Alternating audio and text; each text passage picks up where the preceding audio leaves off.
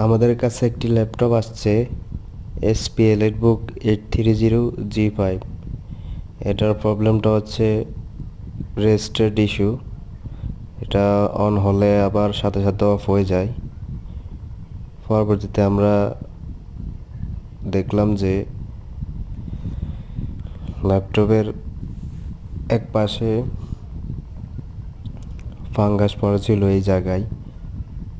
পরে আমরা রেজিস্ট্যান্স দুইটা ফাঙ্গাস ছিল, লেয়ারগুলা মিসিং ছিল, আমরা টেনে দিয়ে রেজিস্ট্যান্স চেঞ্জ করে দিয়ে আমাদের ল্যাপটপটি ওকে করছি।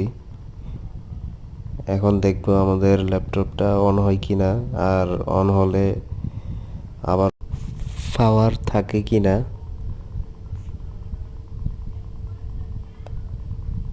হ্যাঁ, আমাদের ল্যাপটপটা অন হয়েছে, এখন আর অফ হচ্ছে না। আশা করি ল্যাপটপটা ঠিক হয়ে গেছে।